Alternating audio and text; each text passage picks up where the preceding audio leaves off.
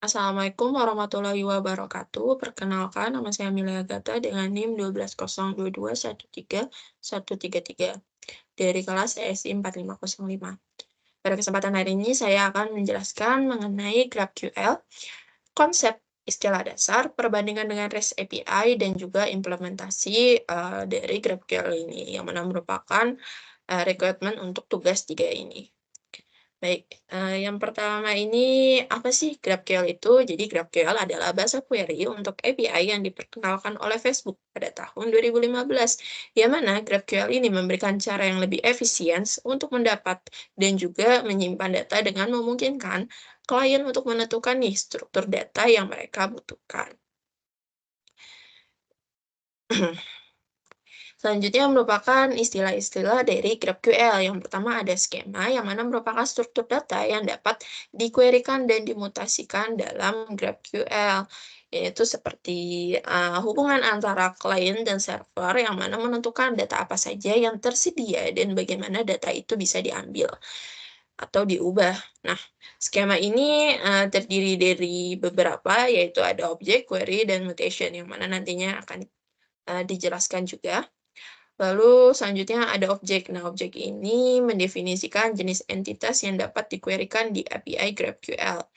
Terus juga setiap objek ini memiliki file yang mendefinisikan properti atribut dari objek tersebut. Kayak misalkan user nih. Nah, user ini bisa memiliki file seperti ID, name, email, age, dan lain sebagainya. Selanjutnya adalah query. Jadi query itu apa? Query itu adalah untuk didefinisikan dalam skema dan juga diimplementasikan oleh resolver. Query ini memungkinkan klien untuk menentukan secara eksplisit data apa yang mereka butuhkan, atau secara rinci data apa yang mereka butuhkan, jadi spesifik gitu. Nah, selanjutnya itu adalah mutation. Nah, mutation ini adalah operasi untuk mengubah data di server, seperti membuat, memperbarui, atau menghapus data. Oke, selanjutnya adalah resolver. Nah, resolver ini adalah fungsi yang bertanggung jawab untuk mengisi data untuk setiap file di tipe objek, query, atau mutation. Nah, resolver ini juga menentukan bagaimana data diambil atau dimanipulasi berdasarkan permintaan dari klien. Oke, selanjutnya adalah perbedaan antara GraphQL dan juga REST API. Yang pertama itu cara mendapatkan datanya. Jadi, di GraphQL ini dia menggunakan satu endpoint saja, misalkan dia /GraphQLs, yang mana, klien ini dapat mengirimkan query yang menentukan data apa yang mereka butuhkan. Sedangkan kalau misalkan REST API itu dia, menggunakan endpoint untuk setiap sumber dayanya, seperti, misalkan, /user, terus habis itu ada /user1 gitu. Jadi kayak /user sampingnya ada /1 gitu, yang mana satu ini mendefinisikan ID dari si user tersebut. Lalu yang kedua adalah, overfacing dan juga underfacing. Nah, jadi kalau misalkan, GraphQL ini, dia akan menentukan secara eksplisit data apa yang mereka butuhkan dalam query mereka. Seperti apa ya, data yang emang spesifik dibutuhkan oleh si klien gitu. Lalu semisal kalau REST API ini dia rentan terhadap overfacing atau pengambilan data yang lebih dari diperlukan, atau underfacing yang mana merupakan pengambilan data kurang dari yang diperlukan. Misalnya dari endpoint users ini, mungkin dia mengembalikan data penggunanya lengkap meskipun si klien itu cuman butuh kayak namanya aja gitu. Selanjutnya itu ada ekspresivitas. Nah, ekspresivitas ini, kayak kalau misalkan di GraphQL ini kita, apa sih, meminta misal kita meminta user itu postingan dari si user. Nah, itu tuh ada dalam satu query, tapi kalau di REST API itu dia bakal, permintaannya tuh ke /user, terus habis itu /post user ID sama dengan bla bla bla gitu. Jadi kayak, ada apa, endpoint yang mana dia itu merupakan pengambilan dari, fungsi untuk ambil post dan lain sebagainya. Lalu selanjutnya adalah versioning. Nah, jadi kalau misalkan di REST API ini dia akan ketika ada perubahan yang besar atau tambahan pada API-nya, dia bakal kasih slash v1 user atau slash v2 user, seperti itu. Kalau GraphQL itu tidak memerlukan versioning karena skemanya itu dapat berkembang secara incremental. Nah, di mana file baru ini dapat ditambahkan ke tipe objek tanpa mempengaruhi query yang ada. Seperti itu. Oke, selanjutnya adalah implementasi dari GraphQL yang mana merupakan codingan dari tugas 3, yang mana nanti ada improvement seperti penambahan database, terus juga ada autentikasi, dan lain sebagainya. Untuk yang pertama, kita akan menjelaskan terlebih dahulu dari sisi codingan, di mana kita harus mengimport beberapa library atau memanggil beberapa library, di mana ini ada Flash dan juga kita menggunakan GraphQL, terus juga kita menggunakan MongoDB, jadi kita harus manggil dari API Mongonya. Selanjutnya juga ada objek ID, jadi nanti kita untuk memasukkan ID di MongoDB-nya itu menggunakan objek ID, seperti itu. Terus seperti biasa kita menginisialisasi Flash-nya, terus di sini ada klien, di mana kliennya itu adalah di sini tuh 27017, seperti itu. Selanjutnya untuk DB-nya atau database-nya kita menggunakan nama token, dan juga untuk collection-nya ini kita menggunakan nama menu, seperti itu. Di sini juga kita ada kelas token, di mana dia juga menggunakan library Graphen dan juga menggunakan kelas dari object type. Di sini ada ID, yang mana untuk object type-nya ini dia ID, dan juga untuk menu ini dia string. Lalu di sini ada kelas query, di mana ada beberapa variabel, itu ada copy, di mana dia menggunakan file, dan untuk copy L ini dia menggunakan list. Lalu untuk copy by ID dan by menu ini, dia akan menemukan berdasarkan ID dan juga menunya, di mana ID ini menggunakan tipe objeknya ID, dan juga untuk menu ini dia string. Seperti itu. Lalu ini kita juga menambahkan resolver dari copy-nya, di mana ID-nya sama dengan 1, terus menunya adalah copy espresso. Lalu di sini ada resolver copy L, di mana copy L ini copy list maksudnya, dia itu akan ID-nya 1 dan juga menunya copy espresso. Lalu kita juga membuat resolve untuk copy by ID-nya ketika mencarinya, yaitu mereturn ke collection dari database-nya, terus juga akan mencari salah satu, yaitu berdasarkan ID-nya, seperti itu. Yang menu juga sama, tapi bedanya dia ini kita tambahkan regex, di mana regex ini fungsi codingannya buat case unsensitive gitu. Jadi kayak huruf besar dan huruf kecilnya itu tidak berpengaruh ketika kita mencari berdasarkan menunya, seperti itu nama menunya. Selanjutnya ada token input, di mana dia juga input object type-nya di menu, dia string. Jadi kita hanya menginputkan nama menunya saja, tidak menginputkan ID-nya, karena ID-nya nanti akan otomatis terupdate atau terbentuk juga saat kita memasukkan menunya, seperti itu. Lalu kita untuk kelas create ini, kita menggunakan mutation, di mana ada arguments-nya ini dia menggunakan token input, yang required-nya itu sama dengan true. Lalu nanti akan masuk ke data file dari variabel copy, seperti itu. Lalu di sini juga ada function mutate, di mana kita menggunakan beberapa fungsi juga, ada self, info, dan juga copy, di mana ketika kita mau membuat variabel new copy, yang mana menunya itu yang kita inputkan, nanti akan memanggil copy .menu, seperti itu. Untuk result-nya juga akan memasukkan collection-nya itu, collection insert one, yaitu data dari apa yang kita masukkan. Seperti itu. Lalu new copy-nya ini ID-nya. Nah, untuk ID ini dia akan apa ya, di-convert dari objek ID ini ke string, seperti itu. Lalu di sini juga ada return, di mana, return-nya itu dia ke class create copy, yang mana kopinya itu dia kan sama dengan, cop kan, cop itu yang di atas.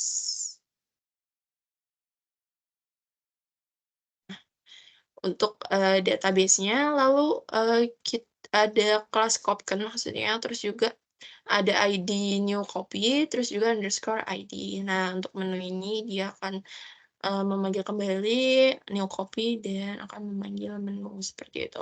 Lalu untuk update copy juga, kurang lebih sama, tapi dia bedanya itu di result-nya, di mana result-nya ini dia akan, apa, mengupdate salah satu dari, berdasarkan ID. Jadi nanti kita akan memasukkan ID-nya apa, lalu kita baru akan mengupdate dari menunya, seperti itu.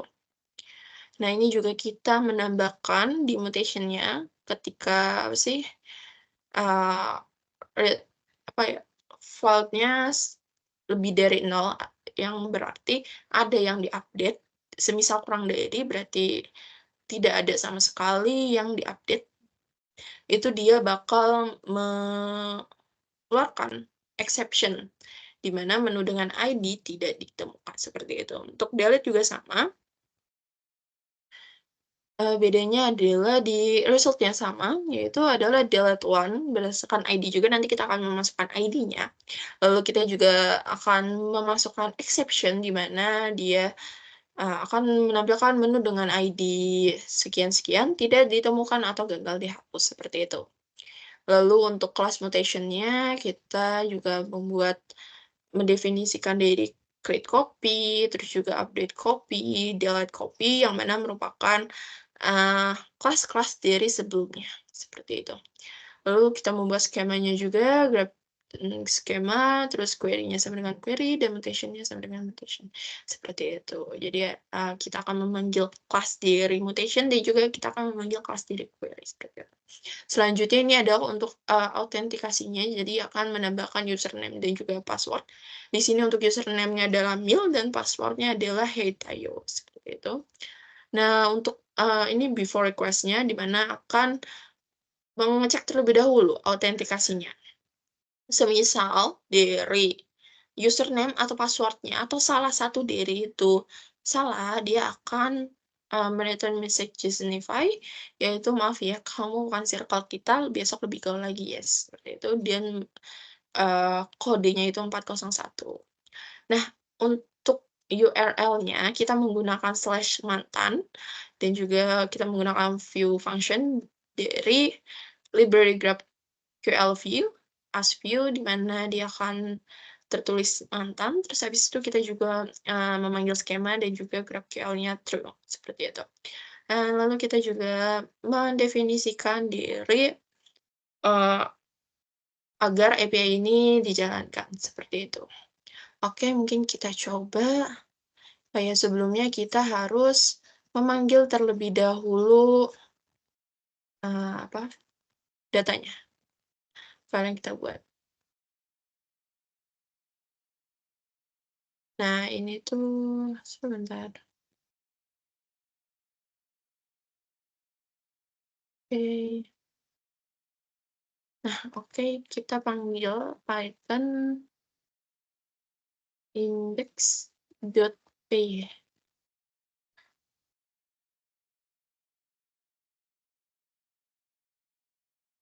Oh, typo. Ini ada T-nya. Oke.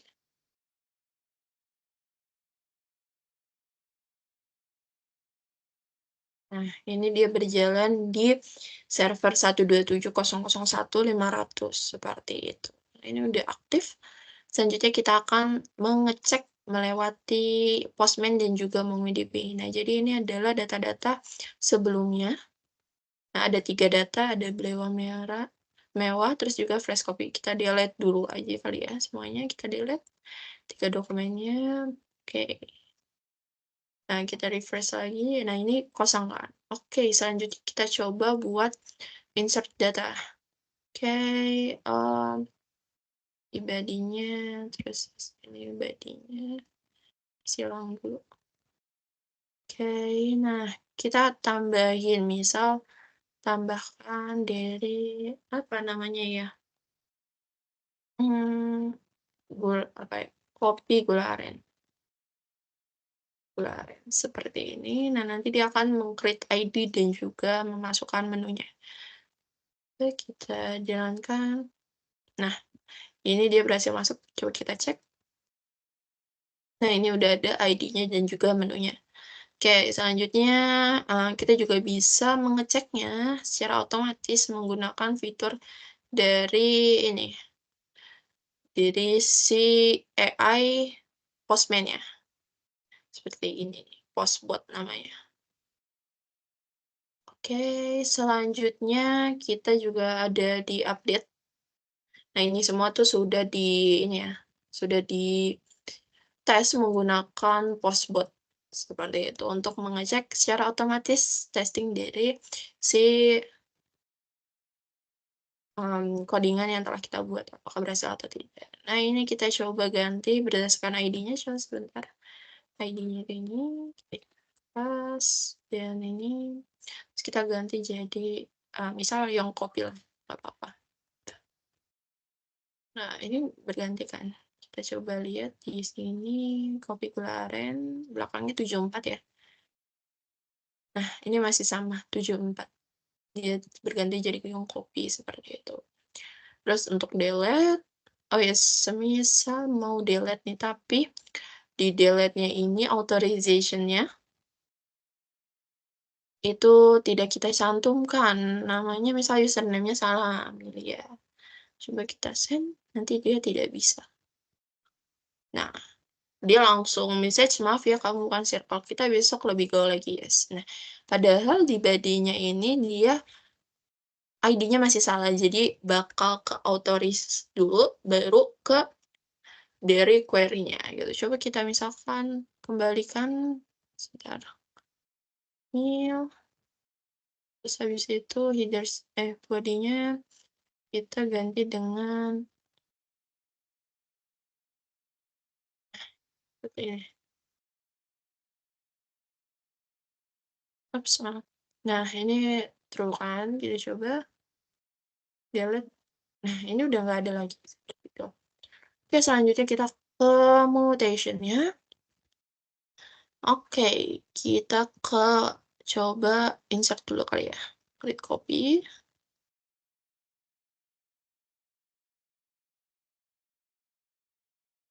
Hmm, kita masukkan dulu menunya, misal, eee, kopiku, gitu. Right. Nah, ini berhasil dengan ID-nya seperti ini. Kita copy dulu, coba kita lihat apakah sudah masuk. Nah, ini udah masuk ya. Terus habis itu coba kita find by ID. Masukkan ID-nya.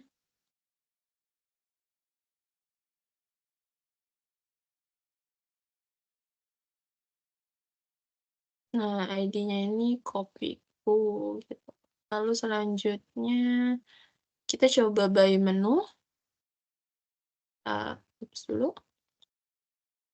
Mana menunya ini kita coba, eee, le apa tadi, kopiku ya, kopiku.